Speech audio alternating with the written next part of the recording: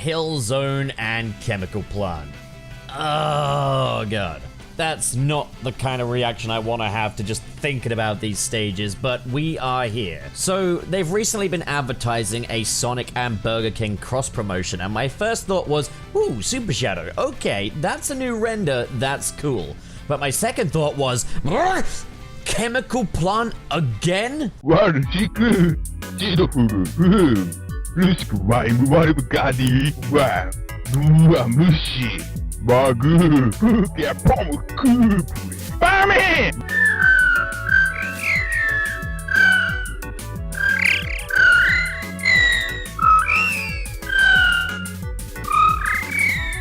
Fireman!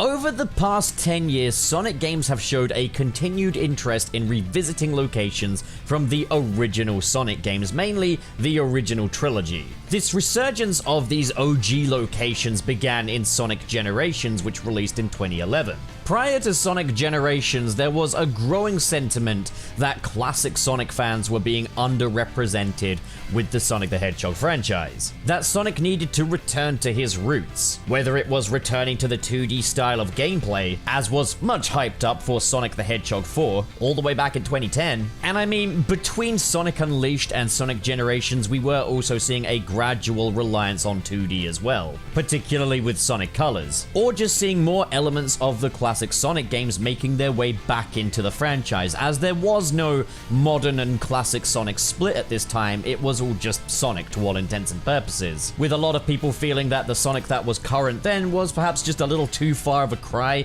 from what Sonic was originally all about. Enter Sonic Generations, a game that would celebrate the 20-year history of Sonic the Hedgehog by splitting the modern and classic Sonic in two, defining the eras of the franchise, and allowing longtime Sonic fans to get to explore the past of this character. Meaning that, yes, those classic Sonic fans were actually catered to. And since Sonic Generations, we have seen these familiar level tropes, particularly Green Hill Zone and Chemical Plant, making consistent returns. Now, this could just represent a reliance on what was praised. Sonic Generations was a highly celebrated game. After years of Sonic games receiving pretty lukewarm to negative reception, Sonic Colors was a bit of an outlier to that trend, as that game was well received, but at this point it felt like, okay, Sega knew what it took to please longtime Sonic fans, and so we would be seeing more classic Sonic rep going forward. The relationship that Sonic had established with his history in Sonic Generation would be something carried forward. And this is particularly notable in Sonic Forces. This was one of the follow-ups to Sonic Generations, a game that featured once again classic Sonic and returning level environments, but fans made it pretty loud and clear that they no longer wanted to see classic Sonic returning in the modern games, especially when we had Sonic Mania, a game that was strictly devoted to the classic Sonic. In the social media age, Sega have maintained something of a relationship with the Sonic fanbase, often keeping a close eye on fan feedback. It's why things like Sonic Boom and the parkour style gameplay in Sonic Lost World kinda came and went. Fans just didn't take to him. And when classic Sonic had outstayed his welcome in the modern titles, well, we haven't seen any of classic Sonic in, say, Sonic Frontiers. It's hard to gauge exactly what the future of Sonic holds, particularly when we've only had one mainline Sonic game in the past 5 years, that being now Sonic Frontiers, which is just one mainline title away from Sonic Forces. So whether or not classic Sonic is going to be poking his nose in the modern Sonic affairs going forward, we don't know for sure, but as it stands right now, Sonic Frontiers, it was a 30th anniversary title, but there was no appearance from classic Sonic in that game. His slice of the anniversary pie was Sonic Origins, and fair enough. But it's safe to say that the stages of Green Hill Zone and Chemical Plant are kind of a direct reaction to the success of Sonic Generations. At this stage, however, it's pretty safe to say that, yeah, it's grown stale. Now, when I talk about bringing these stages back, I'm not necessarily talking about appearances in other media not relating to the main series, for example, collaborations. Green Hill Zone, Chemical Plant, etc. are immediately identifiable with Sonic, so if you're going to do a collaboration which is meant to bring in new audiences, okay, it makes some sense to see these stages that are synonymous with Sonic. As for TV shows and films, I'm okay with it provided it actually serves a place in the story and isn't just a backdrop, which so far so good to be honest. Sonic Prime is the only one of the Sonic TV shows to explicitly use the Green Hill Zone as a backdrop, and it's safe to say they've done a nice job with the world building. And it's cool to see the familiar locations in the Sonic movies as they serve a purpose in the storyline. Not only that, but in other media, it's naturally going to be a little more exciting to see these stages because we don't see them so often in other media. I joked earlier, but it is okay that they're using Chemical Plant in the Burger King promo. It's immediately identifiable. Fair enough, and honestly, I'm just surprised they didn't use Green Hill Zone. Speaking of Green Hill Zone, particularly with the Green Hill Zone, we have a bountiful wealth of what I consider to be analog stages. These are Green Hill adjacent stages, stages that closely resemble Green Hill Zone. It could be through the use of the checkerboard patterns on the soil, palm trees, stripes on the grass. Think Emerald Hill, Windy Hill, Seaside Hill. I'm generally, for the most part, okay with these, because typically speaking, these are still considered new locations for Sonic, so they still do a bit of legwork to introduce these locations and offer them some actual world building, make them feel purposeful. So I really don't mind Green Hill adjacent stages, provided that they do still feel purposeful, and that they're not just kind of aping the aesthetic with no good reason. So to kind of explore this, we need to ask what made Green Hill Zone so iconic the first time around. Well, Sonic the Hedgehog was a brand new franchise, it was a brand new game, and when you have a brand new game, a brand new character, a brand new franchise, there comes with it a great deal of discovery. So you're not necessarily going to recapture that feeling of, holy crap, what is this place? But what made Green Hill Zone so impactful was its Art Deco aesthetic combined with the naturalistic environment. This place would already be appealing in real life. A palm tree laden cliffside by the sea? Yeah, beautiful. But Sonic's distinct Art Deco aesthetic, combined with that otherwise gorgeous environment, yeah, it creates a very distinct image. Compare this image to its biggest competitor at the time, and yeah, there's really no contest. Green Hill Zone completely eclipses World 1-1 in pretty much every way. But what keeps fans coming back to this location as well is that it's a perfect location to experiment and play around with Sonic's abilities. There's room to play around, there's lots of different functions and features in this place. Going from Sonic's 20-year anniversary to his most recent 30-year anniversary, we have had 4 appearances of the Green Hill Zone. That's Sonic Generations, Sonic Mania, Sonic Forces, and Sonic Frontiers. And then for Chemical Plant, the same applies. And as I say, these zones now elicit feelings of boredom and frustration. With the exception of Sonic Lost World, every mainline Sonic game since Sonic Generations released has featured these 2 stages. Then we have Sky Sanctuary, which I'm a bit less critical of. And the reason being, for one, it's used a lot more sparingly in the main series. While it appeared in Sonic Generations and Frontiers, unlike Green Hill Zone and Chemical Plant Zone, it didn't appear in Sonic Mania and Sonic Forces. That and Sky Sanctuary actually has some in-universe significance. It's a part of Angel Island, and this is a place that a lot of Sonic fans are kind of biting at the bit to revisit in newer titles, because Angel Island, just as this whole island, this diverse place, was where our first proper Sonic storyline took place, so these locations naturally have much more significance than the ones that we got in Sonic 1 and 2, given that those games were not so plot-focused. The Sky Sanctuary is a part of Knuckles' home, a place he's devoted to, a place he'd fight tooth and nail to protect. This place has actual in-universe significance. We know about its ecosystem, we know about who lives here, and we know why it matters. I will say, bringing it back still feels a little needless in the games it's been brought back in spite of all that, because Knuckles is the one with the real relationship with this place. It's a home for him, it's his sanctuary where he goes to get away from it all. But in the recent games, we've committed to only playing as Sonic, so again, it has a bit less significance. Bringing back these stages in Sonic Generations was great. It served a purpose, and there's a reason why it is so beloved to this day. For one, Generations was the first time these levels had been brought back in a mainline title for a long time. so this had a sense of event status. These places already had some significance in the history of Sonic. We hadn't seen them for a long time, and here we are back again. Generations was the first time a Sonic game was devoted to Sonic returning to his old memories. The first time you do this theme is always going to be more effective than when you revisit it later on. I think it's why they've never done a Sonic Generations 2 in spite of trying to have their cake and eat it with Sonic Forces. Not only that though, Sonic Generations allowed us to experience these stages in a brand new way. A big part of the excitement for me with Sonic Generations was being able to run through Green Hill Zone, Chemical Plant, and Sky Sanctuary in 3D as the modern Boost Sonic. Since then though, we're seeing these levels brought back with the modern Boost Sonic in 3D. We've already done that. It's been there, done that. It doesn't have that new appeal. There's none of that sense of discovery or surprise. When it came to bringing back these stages in Sonic Mania, even then it was kinda pushing it.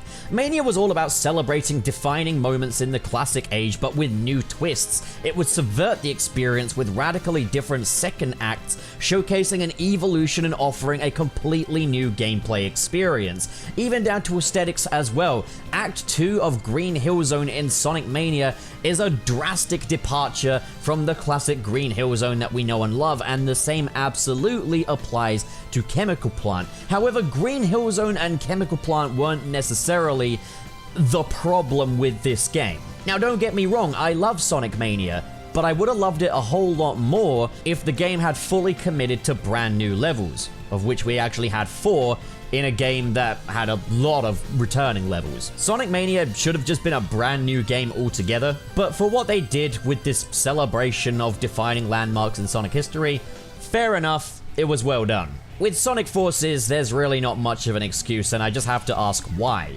Sure, the story begins in the Green Hill Zone, but why specifically this place? I guess showcasing a location the player has a pre-existing relationship destroyed by Dr. Robotnik is an effective way of opening the game, but they don't make very much of this premise. It's just sand. Sure, draining of the water from the ecosystem, that's quite a big deal, but like when I see an Eggman invasion, I expect a bit more than this.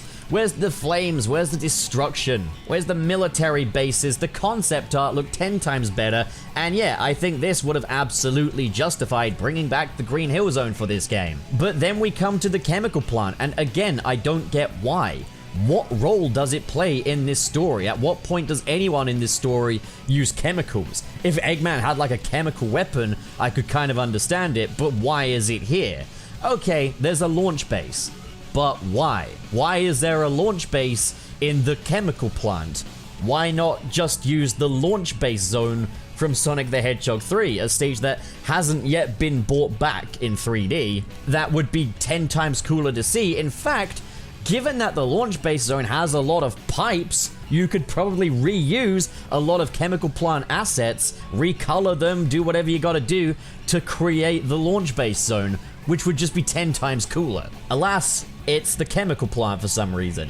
Remember when classic Sonic's gameplay reveal was Green Hill and we were all supposed to go, oh yay, I can't wait to do that again. Timing matters, and this game has only one game between it and Sonic Generations, which meant that these returns just kind of fell on deaf ears. Timing does matter. Okay, the idea of a war spanning across Sonic's entire world, enveloping environments that we already know and love, could have been kind of smart, but Sonic Forces just missed every opportunity for that, and if you're gonna do that, it's important that you have a good story and a good sense of immersion, which Sonic Forces completely died on its ass with. Then we come to Sonic Frontiers, which really had me asking, Sega, he's gonna try and repeat this magic to the 4th time. Why are they here? Because we've got cyberspace, a database of all of the world's knowledge.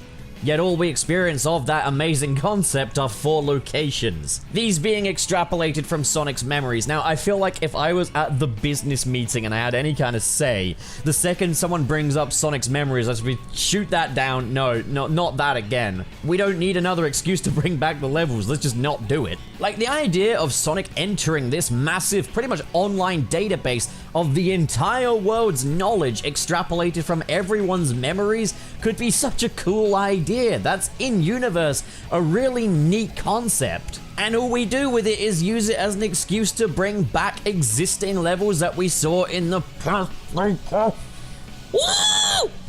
Now what they try and do here is then kind of back it up by having the layouts of other worlds in Sonic, so it's like a combination of all this history, but then it makes me wonder if this is like a database of all of the world's knowledge, would it not be cooler to have those stages in there instead? Have Metal Harbor look like Metal Harbor, and then I guess you've got more reliance on old stages and nostalgia, but oh man. And listen, I'm not saying that I dislike every game that these stages have returned to, but it has become a bone of contention. My least favorite part of Sonic Frontiers is revisiting these stages. Sonic Forces is a game I can enjoy well enough, but it doesn't change the fact that I personally feel like it's a bit poopy. Sonic Mania is great, but again, I would rather they had used this really nice engine to create a brand new classic Sonic game than to make a greatest hits compilation. So why do they keep coming back? My first thought would be asset reuse. If you reuse these same assets again and again and again, you don't have to pay for brand new assets. But that only really applies to Sonic Frontiers. Sonic Generations is obviously the game that these assets were created for. Then we have Sonic Mania, which was all sprite-based, and these sprites were completely redrawn, with much more visual fidelity to kind of represent a more 32-bit approach, as opposed to the original 16 bits we were graced with on the Sega Genesis. Then we have Sonic Forces, and this is, if anything, a bit more egregious to me than asset reuse. They recreated the assets. These are actually new assets you're seeing in Green Hill here. They spent time and money on what could be new levels remaking what's already made. Joy. So no, Sonic Frontiers is really the only game here that can actually use that excuse. And in fairness, fair enough, I guess, because Sonic Frontiers' key thing was never the cyberspace stages, and these have a much more arcadey approach to them anyways. But it does actually become quite evident, even outside of cyberspace, that when it came to assets, Sonic Frontiers had a budget of £5 and a box of Jordan's Country Crisp. With Sonic Frontiers, it's more about what you're doing there that makes it count, and to be fair, that is a step in the right direction. But then, given that it's not always asset reuse, why do they keep coming back? There are some perfectly dismissive answers that can be made here. The first one being that Sega just can't keep their hands out of the cookie jar. What I mean by that is it's easy nostalgia points. I think Sega are fully aware that every time they make a Sonic game, there's a chance that it's the first Sonic game someone's playing since Sonic the Hedgehog 2, because they want to get good press. A big part of the appeal of every new 3D Sonic game is this is the one to play, we swear. So there's probably going to be some guy on his couch that's only played Sonic 1 and 2 that's weeping because he's seeing these levels again that he hasn't seen since he was a tiny kid. Not that it hits the same though when you don't even have the music to match. And then all the while the rest of us fans are just shaking our fists because like, oh god, can we please get something new, I beg. You could also make the same excuse that I made when it came to things like the Burger King promo and other media outside of the games. It's easily identifiable and synonymous with the character. Mario has his Mushroom Kingdom, Banjo-Kazooie have their Spiral Mountain, Sonic has his Green Hill Zone. The thing is, Green Hill Zone wasn't actually made for that purpose. That was never the purpose of Green Hill Zone. It was always just a starter level to introduce people to Sonic, and that was always it. But I think this opens me up to reason 3 as to why they might keep coming back. Sega are investing a bit more stock in the world and lore of the Sonic franchise. This can be seen all over the Sonic franchise at this stage. You look at the Tails tube, they're answering the long-time burning questions such as, what is Sonic's world? How does it work? How are so many different, unique locations existing on this one world? Why does Dr. Robotnik have 2 different names? Where do these characters come from? And then moving into Sonic Frontiers, we're definitely exploring more of the history of these characters. Sega are making efforts to establish more world building in Sonic, and that is a good thing. But I think how bringing Green Hill Zone, Chemical Plant Zone, and Sky Sanctuary contributes to this is they're like, okay, these are locales that exist in the Sonic universe. But there are big problems with this world building approach. Okay, we're going to be returning to Green Hill Zone once a game now, I guess. But what actually is the Green Hill Zone? What is this place? We see too much of Green Hill Zone, while at the same time not seeing enough of the Green Hill Zone. What I mean by this is we never actually get to explore what this place is, or where it is, or what it means to Sonic. The most we have is in the manual for Sonic 1 saying that it exists on South Island, where Sonic was born. Okay, so it's a place in the Big Island where Sonic was born, but what is the significance of this place? Beyond it appeared in the first game, beyond this is the place where we first met Sonic. Sure, yeah, this is where we, the player, first met Sonic, but there's no saying this is where he was born. There's no saying if this was even his very first adventure. When you want the player to get immersed with the game, you want them to be immersed with the character. And if the character of Sonic has no relationship with Green Hill Zone, what is the point? Sonic Prime actually fixes this in numerous ways. Green Hill is explicitly stated as Sonic and his friends' home, and there are little landmarks within it. There's even this flashback sequence where Amy gives Sonic a palm tree for his birthday, and they discuss the significance this one palm tree has to Sonic and his friends. This is all good stuff, but if we're going to justify bringing it back in the games, we need to have this level of world building to go with it. Worse yet is the chemical plant. This stage appears in 4 mainline titles, yet we don't actually know what this place even is. Who owns it? Given the mechanical nature of this place, it's safe to assume it's owned by Dr. Robotnik, yet there's no Eggman insignias anywhere, which Eggman's tech is usually plastered with. Every Robotnik location is usually a monument to his ego, yet there's really nothing here to suggest that this is owned by Dr. Robotnik. What chemicals do they even manufacture here? What are the chemicals for? What are these different liquids like the blue gel and the pink water? What are they? Is this fuel for the Death Egg? If so, why not say so? Also, is the pink water not incredibly harmful to Sonic and Tails? We got the tiniest snippet of context for this place in Sonic Generations when Tails says that the pink water makes him nervous. That's it, that tiny little breadcrumb is all we've got for this place. And now Sega wants to run with it like it's a hallmark of the franchise. We have no idea what this place is, so why does it matter? And outside of the strictly 2D titles, we never even see Dr. Robotnik in this place, so if it is owned by him, he sure as hell doesn't visit a lot. Now you could say, maybe you don't need that, because people continue to play Sonic 1 and 2 to this day. People still get excited to revisit Green Hill Zone and Chemical Plant in those games, so what's really the big deal with bringing it back with some new layouts? Well, what keeps people returning to stages like Green Hill Zone in the original is precisely the layout. Green Hill Zone in Sonic 1 is the best place to just play with how the classic Sonic controls. We don't really get that in any of the recreations, as they all go for much more linear approaches more akin to the more modern style of Sonic level design, which isn't intrinsically bad, but it's not going to evoke the same feelings as before. Kronos Island has more in common with Green Hill Zone than any of the Green Hill cyberspace stages, because it's an open playground where you can just play with Sonic and all of the different functionalities this island offers. When I look at the returning versions of Green Hill Zone and Chemical Plant in Sonic Forces and Sonic Frontiers, where they don't even have their original musical cues even, these are not really Green Hill Zone and Chemical Plant Zone. They are just that in aesthetic and maybe name. These are no longer the places that actually matter like they do in Sonic 1 and 2. They are basically just obstacle courses with Sonic 1 and 2 theming. It's like a Sonic 1 paint job on one of those traveling carnival rides. When I think of the best world building that a Sonic game has to offer, it's one that doesn't include any classic locations or returning level themes. The best world building in any Sonic game I've ever played is Sonic Unleashed. Every place here has significance. And it's not just historical significance. There is more significance that a place can have than just historical.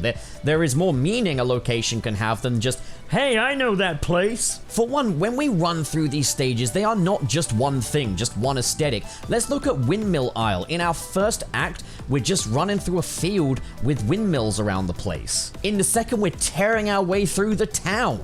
as Sonic completely screams his way through different cafes and locations. Arid Sands, you see the outskirts of this place and the inner city as well. Same goes for Rooftop Run. These places feel lived in, but even more so because we have these hub worlds where we can meet who actually lives here and learn about their relationships with these places, with each other, just what kind of stuff they like to do, who's related to who, what do they eat. There are stores, there are hot dog vendors, there's a priest, there's a fortune teller. I actually know these places and these people, so they feel meaningful. So how can Sega and Sonic Team fix the Green Hill problem? Well, 1, don't bring them back. Commit to brand new levels and locations. Sonic completely thrives on a sense of discovery, going at high speeds but not knowing what's around the corner. Opening a new level like it's a new present on Christmas Day, you don't know what you're gonna get, and that is much better than just knowing that we're going to the same locations over and over again. 2, do something new with it. Use this new open-ended formula to actually explore more of these places. We're getting open zone games now. I wouldn't be completely opposed to an open zone version of Green Hill, provided it's not just the same stuff we've seen in Green Hill before. Let us go to Tails' workshop. Introduce us to the locals of this place in a meaningful way. Show us different areas we've never seen before. You could have resorts, restaurants. What's actually here? Is there a village or a town? Where do these characters go to blow off steam to do their shopping? You could have it so that your initial part of that open zone is, yes, it's Green Hill as you know and love it, but as you go in you find a little city surrounded with those iconic Green Hill cliffsides. Give Green Hill Zone a culture. We can't have any relationship to this place if all we're getting is these one-way racetracks. Make these places actually feel purposeful.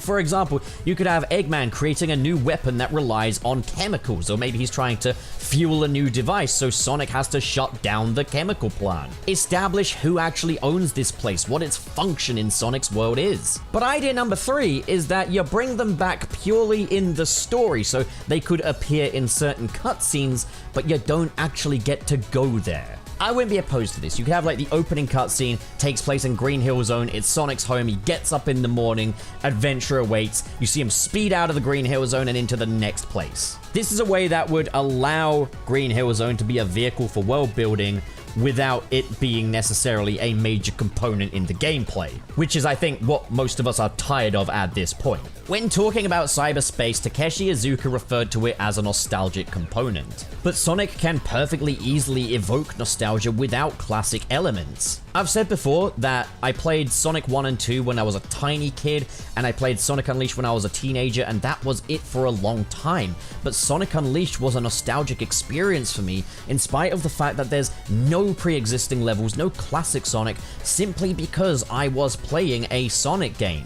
If you're gonna go with this whole, we want to get the existing Sonic fanbase back into the 3D Sonic, just playing a Sonic game and enjoying it will be nostalgic enough for them. But okay, you don't want the classic fans to feel underrepresented, I get that. Then, what you can do is create a fully 3D Sonic game, but have more classic elements in the gameplay style. Make it a challenge getting around those loop-de-loops again. Make the player earn their speed. I wouldn't be opposed to hearing classic sound effects make a return. Don't get me wrong, I absolutely loved the music for the cyberspace stages in Sonic Frontiers, but the music doesn't really have a relationship to the stages, all interchangeable. Using new Jack Swing music alone would be enough to evoke the feelings of the classic Sonic titles. It doesn't have to be in 16-bit, it doesn't have to be chiptunes, just using the new Jack Swing genre. I think it was great how Sonic Frontiers managed to incorporate loads of different musical genres and textures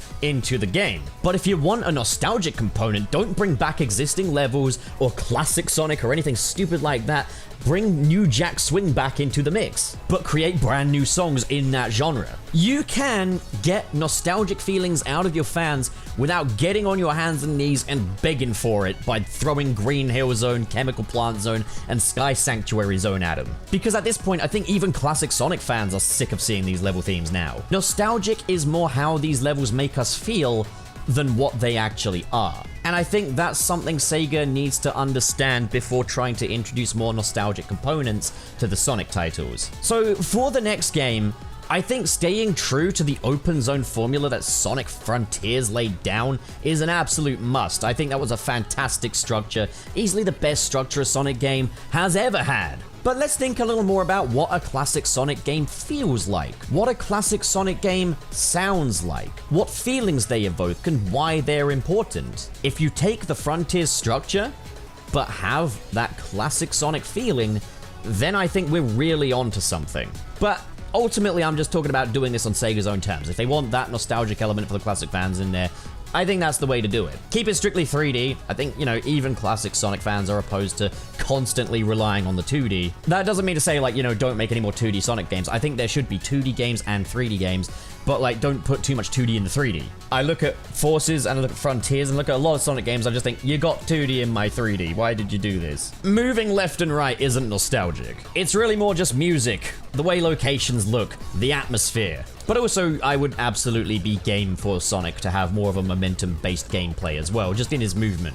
But still, like, keeping the combat system in there as well. It's all about the balance, it's all about the marriage. I think Frontiers was ultimately a huge step in the right direction, but just in that cyberspace element alone, it was pretty evident that we still got quite a ways to go. So I think these are just kind of food for thought for what Sega could do going forward. I'm gonna leave it at that though. What do you guys think? Give me your ideas in the comments below. Do you have a problem with them constantly revisiting existing level themes, or do you prefer it that way? Are you a very weird person with a very weird opinion? You'll get no disrespect from me, so I expect the same of you. But alright, that wraps up today's video. Thank you so much for watching, everybody, and have a great day.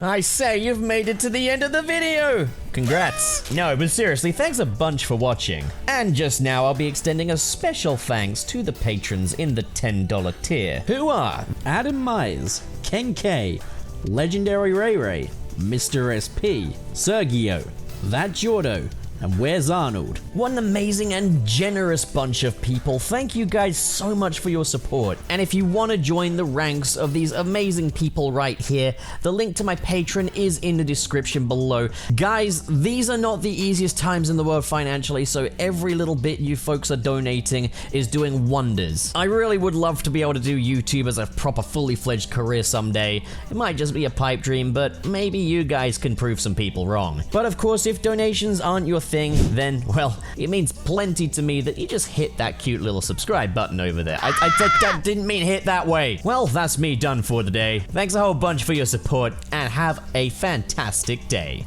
I'm gonna see you so soon. Look.